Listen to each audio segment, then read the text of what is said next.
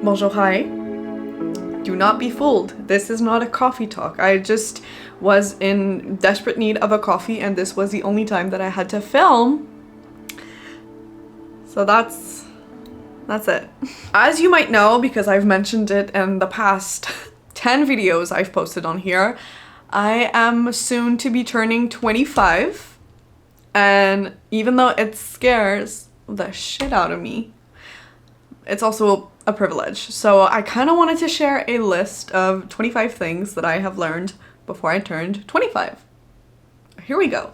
To be honest with you, I have more than 25 things on that list, but I've narrowed it down to the ones that meant the most to me or that I thought would be the most relevant to you. But if you'd like me to share the other ones, let me know. But for now, let's start with these 25 things. We're going in strong with number one. Fear and stress mean that you care. So whenever you feel afraid of something or whenever you feel stressed about something, that means you probably care.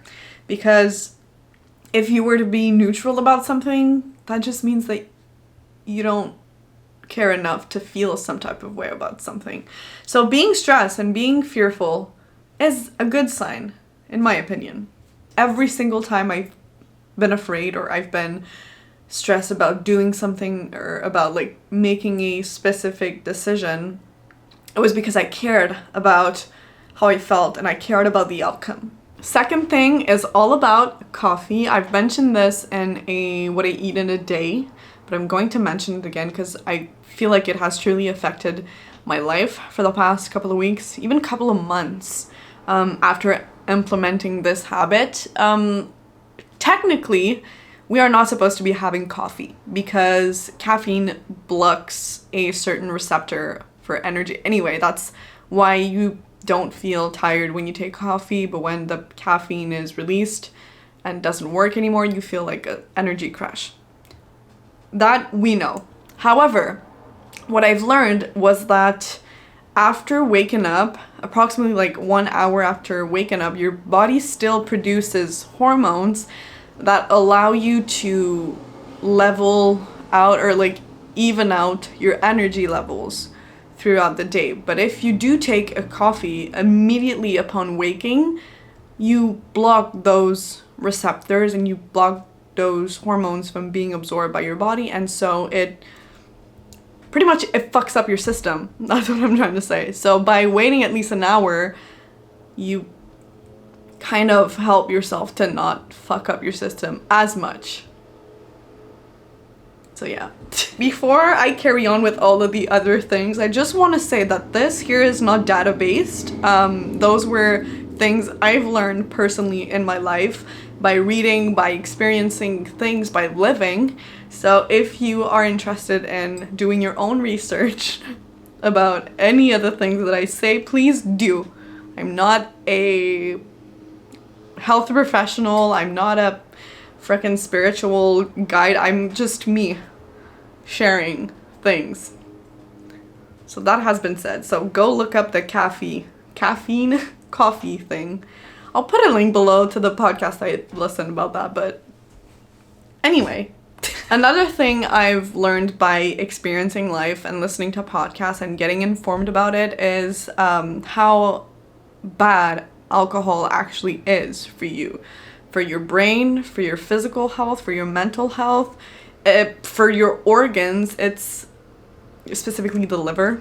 I think we all know this, but it's just overall very bad. And back in April, I did a whole month without alcohol and I actually really enjoyed it. And ever since that period, I've tried to like considerably reduce my alcohol consumption. So instead of drinking for fun in like social gatherings, for example, or just because my friends were drinking, I try and be very more cautious about it and more like intentional and just drink when I do want to drink. But the thing is, I don't feel that need anymore, or not as often. So all of this to say, alcohol is bad for you for many, many reasons, and I've personally tried to reduce my alcohol consumption. So if you would like to do the same, I highly recommend. There's been benefits on my mental health, my physical health, and many other things.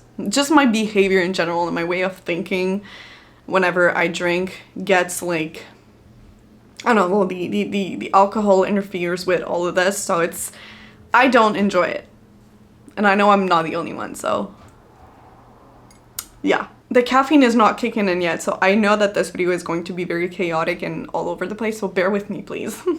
Number 4, I wrote happiness. I don't know where I kind of know where I was headed with that, but it's very broad.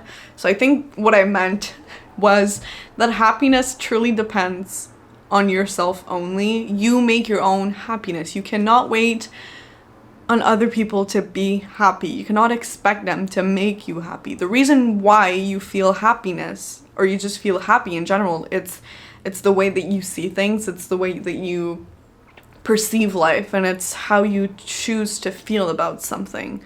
And I know this is easier said than done, but if you take the time to really enjoy the small pleasures in life, such as going on a walk, hearing the birds chirping, enjoying the food that you eat, listening to good music that make you groove, those little things are all forms of happiness. And when you get to truly enjoy them, this is when you feel happy. And I think that what a lot of people think is that happiness is supposed to be a constant state of mind, but it is not. You feel happy in specific moments, because if you were to always be happy and always feel happiness, you would just be numb to it, probably. Or you would be very neutral and you wouldn't be able to enjoy it as much, because in order to feel happiness, you have to know what pain feels like. You have to know what sadness feels like. You have to be able to compare it to something.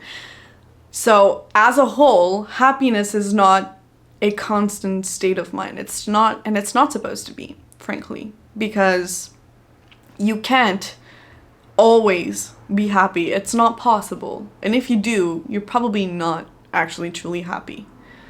So, wow, that was deep, but I think that's what I meant by just happiness. Number 5, love, hurt, be hurt, and love again. Love can be hurtful, but love is so beautiful that it's, in my opinion, it's worth the pain.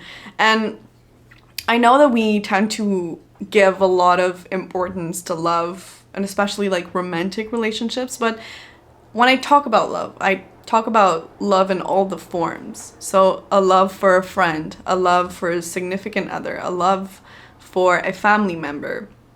Those are all forms of love that should be cherished. And yes, it might hurt. You might lose a family member. You might lose a friend. You might lose a partner, and you're going to be hurt. But that does not mean that you cannot love again, or that you cannot love as much.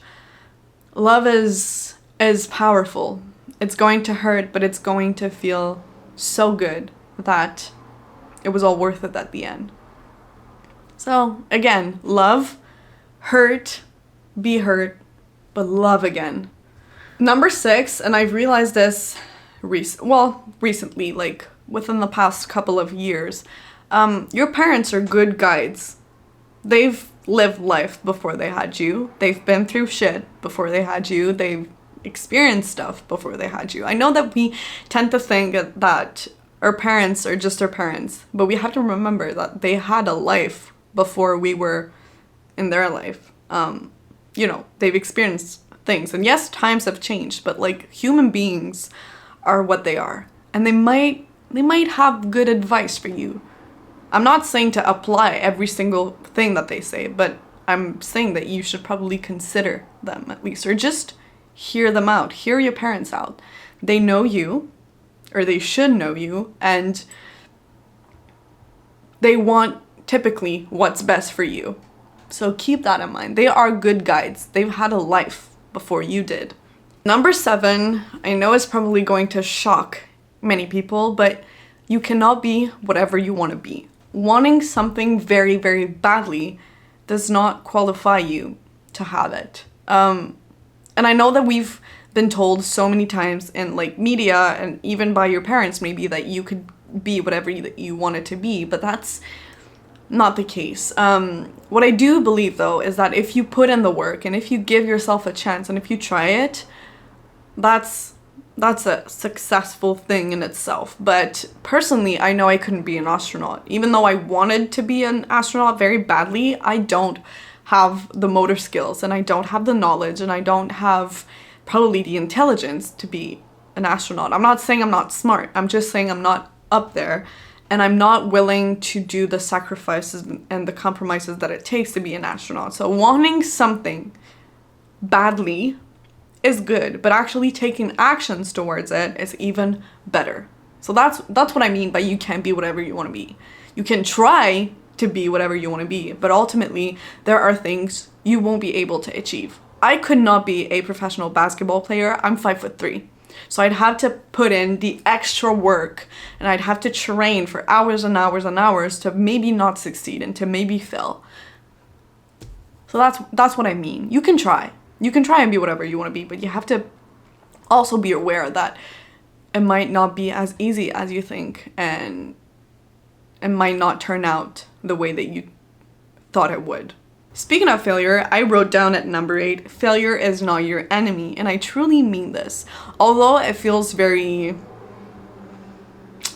very bad and very like hurting to fail at something, most of it is ego, personally, I will admit. But it does make you learn things and it does make you grow and develop, because failure is where you get to put things into perspective, to like introspect and to just sit down and realize, okay, well, I can't do anything and I've failed this, but what can I do best, or what can I do differently in order to succeed? And failure does not mean that you cannot try again. It means that you have to get back up and maybe try again, or maybe not, maybe let it go and try something else and move on to another project, and but at least you've tried it. I personally would rather try something and fail than not try it ever and always be asking myself, what if I did it? But that's my personal opinion. Number 9 is kind of funny. It's making me laugh. I just wrote dishwasher and then peace of mind in parentheses. Yeah, if you have the space for it and if you have the money for it, buy yourself a dishwasher. I hate doing the dishes so much and I don't have the place for a dishwasher, so I have to wash everything by hand. And honestly, if I were to have a dishwasher, one day I will. One day I will. It would bring me so much more peace of mind. Honestly, having this big pile of dishes just adding up there, and I know that I have to wash it. And yeah, I don't dishwashers do make a difference in your life and they bring you peace of mind. That was essentially my point here. Number 10, still in the washing theme, I wrote wash your rice, wash your hands, and wash your face. I wrote these like a little while ago, so some of them I had forgotten about. Yeah, wash your rice. Wash your rice. Wash your hands. Bacteria, ew, you put your hands everywhere, so wash them. And wash your face. I used to go to bed without taking my makeup off and without washing my face. I regret those nights. Wash your face. It literally takes like 5 minutes. Wash your face. I'm not saying to do like a full-on skincare, although this like is the best practice, but at least wash it and get the gunk out of it. Cause like, think about it. What you do during a day, when you go outside, all the like air pollution and all the like little dust particles and everything, and then you go to bed with it? No, that's not, no. Wash your face, wash your hands, wash your rice. Thank you. Still in the washing theme again, I know that, but like hygiene is important. Change your bed sheets. Again, takes like 10 minutes at max, and that's if you take your time and really like fold everything nicely. Change your bed sheets. You sweat when you sleep. There are so many things happening when you sleep that it won't do you harm to just change your bed sheets. You should do it every week, I think. Every 2 weeks is okay. Every month is no, please. It's doing yourself a favor, honestly. This is so chaotic and all over the place, but hey, what can we do? Number 12, nobody cares about your weight. Nobody cares about your weight except you. Honestly, have you ever like walked in the street and then saw someone randomly and ask yourself, oh, I wonder how much they weigh? No, nobody does that. Nobody cares about your weight. They only care about their weight, and we all do. So you should not care about your weight.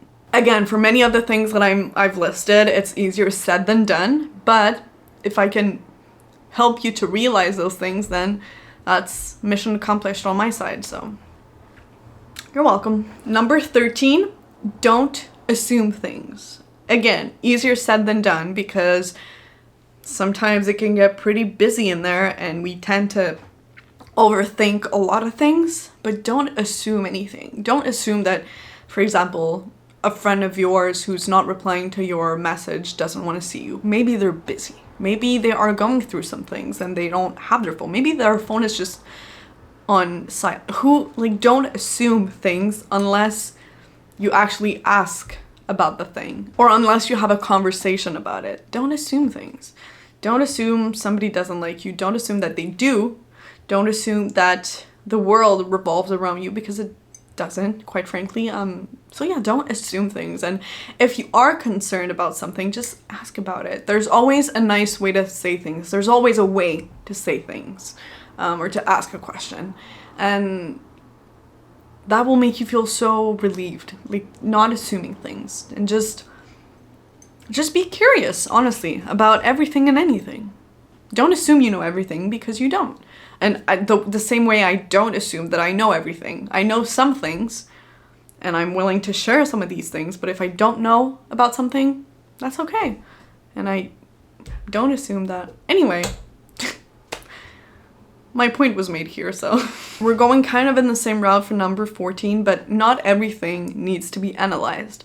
Some things are just the way they are because you don't need to think about everything and you don't need to analyze everything. Some things are just that way and you don't have to question everything and you don't have to sit there and just overthink everything because that gets you wrapped up in anxiety. Okay, that's the thing. You are allowed to feel certain ways about a thing, but you have to also accept that some of the things you won't be able to change, even though you analyze it super specifically and you're like, okay, this, you might not be able to change them. So sometimes you have to accept things the way that they are. Closure. Closure is the topic we're talking about for number 15. Nobody owes you closure. Honestly, if you need closure about anything, sometimes you're gonna have to get it yourself and you're going to have to go around it because sometimes even though you want somebody to give you closure, they don't owe it to you, honestly. And I know that sometimes it's just all about like having one last conversation about, and I talk about this more specifically regarding relationships because sometimes that's where we need it the most, but sometimes you won't be able to get it, and that's okay. And you have to accept it and move on because if, again, you think about it and you're all about getting that closure, you're missing out on so many other relationships and so many other beautiful things because that idea and that need of having the closure makes you so close-minded and makes you so focused on it that you do not allow yourself to see all these other beautiful things and to feel all these other beautiful things. So, yeah. Number 16, everybody has insecurities.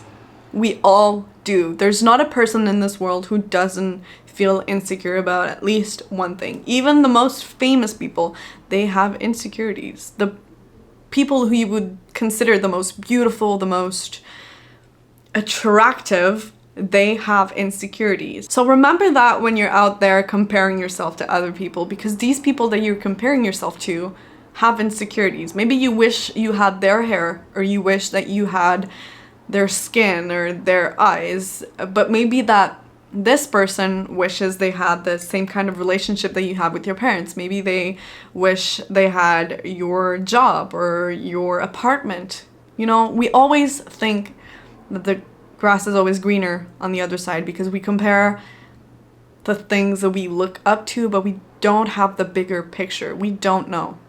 So yeah, maybe keep that in mind. And moving on to number 17, which is kind of related. Everybody has flaws.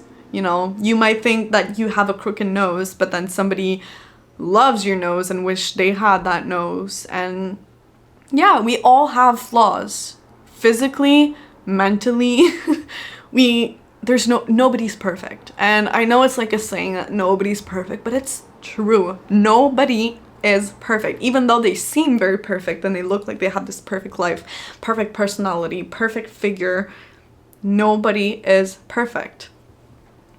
Point blank, period. Wow. Okay, caffeine is kicking in. Woo! Number 18 might sound very repetitive and redundant, but everybody is human. We're all humans on this earth having a human experience. Some of them have a better experience than others. Some of them, we all have different experiences as humans, but ultimately we're all humans. We all have emotions. We all have thoughts. We all have insecurities. We all have things that make us super happy. We are all passionate about something. We all have relationships. So what I'm saying is we're all in this together. We're all the same. We're different, but we're the same. And sometimes this is what it takes to really connect with someone, because again, we tend to compare ourselves and be jealous and envy someone for what they have or for what they look like or whatever. But ultimately, what makes us connect is not the things that we have, but it's the things that we are. So try and get that piece of humanity with someone and connect through that instead of connecting through like things you own, for example. Wow, that was a little intense. So maybe let's move into something a little lighter for number 19. Drink your H2O. Dehydration is not a good look. Drink your H2O, babes. Like it's good for you. Water's good for you. I know we're all here talking about like coffee, kombucha, all these like green juices, but H2O, it's good for you. Number 20, we're almost at the end of the list. Keep it up, let's hang in there.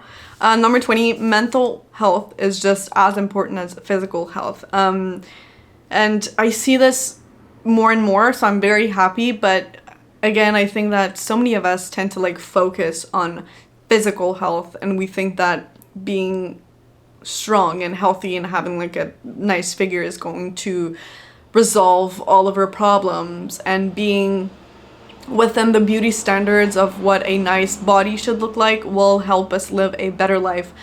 But if you don't have a healthy mind, your problems are not going to be resolved magically because you have a healthy body. So it's a balance of having a healthy body, a healthy mind, healthy habits. And I'm using the word quote unquote healthy just because it's like a broad term, but what I mean is just like what you consider healthy and what you consider good for yourself, because it looks and it feels different for everybody.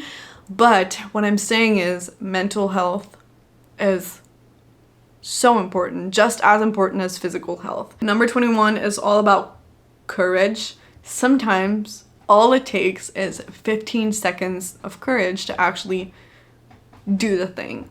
Just think about it. 15 seconds of pure courage. And I think I saw this in a movie. It's a quote. I don't know if it's exactly 15 or 50. a few seconds of courage. It was in the movie I Bought a Zoo, or We Bought a Zoo. Anyway, it said something along the lines of all it takes is 15 seconds of pure courage and something about the outcome being positive no matter what. But I think it's true. It's true. Sometimes all it takes is actually that 15 seconds of courage. And no matter what the outcome is, at least you did it. And at least you took that leap of faith and you jumped right in. Hot girl walks are underrated. Just walking is so great, honestly. And I've been trying to go on walks more and more. There was a time in my life where I went on a walk every single day. And now I don't do it as much, but I really want to get back into it. And I not only would like to go back on walks more frequently, but on mindful walks. So I would usually throw on like music or listen to a podcast while walking, which is good because I'm learning all these things and it's great. But practicing mindful walks is also very great because you get to be with yourself, and it can be very scary at first or boring because you're left with your thoughts, and that can be pretty scary. But then you just enter this state of awareness and mindfulness that is so nice. It's so like releasing and so mind opening. It's, if that's even a thing, but yeah, it's just really great. You should try it. Just go on a walk with no distraction and just enjoy like the little birds chirping around, the people walking in the street, the colors of the flowers that you see, and how certain people walk and how they live, and just watching life is so nice. Number 23 and 24 kind of go hand in hand together. Aging is inevitable, and then 24, aging is a privilege. I said what I said. It's inevitable, but it's also a privilege. Think about it. We all age. That's what humans do. We oxide and we age. But also, we have the privilege of aging. We have the privilege of having more memories to come, more beautiful moments to share with the people that we love, of experiencing new things, of trying new things. We've had all these years before, but we also have these years ahead of us, and that's a privilege. It truly is. And then last but not least, at number 25, I wrote down, trust your gut. I really wanted to end with this one because it's true. Trust yourself. Trust your gut. Personally, every single time I've trusted my gut, I was content with the outcome, and every single time I've tried to like ignore the way I felt about something, it was just off. And so trust your gut, trust yourself. You know what's best for you. Even though you get all these advice and all these people telling you what to do, you are the one who knows what to do and who knows what's best for you and what you actually want for yourself and for your life. So trust that feeling and trust yourself. So on that note, I just finished my coffee, which is great because we are done with this video. So I am going to wrap it up here. Thank you so much for watching. I know I say this every single time and I end all my videos the same way because it's like a little routine, but I really truly mean it when I say this. When I say thank you for watching, thank you for being here, and thank you for supporting me. It is true that I actually mean this because I'm so grateful for everything, honestly. I'm just grateful that you're here and that you took the time in your day to watch this and to listen to what I had to say, and for maybe sharing your opinion with me and sharing your thoughts and liking this video. It's you don't have to do that, but you chose to do it. So that's just, that in itself is making me feel very happy and grateful. So thank you. And I'm going to wish you une bonne journée.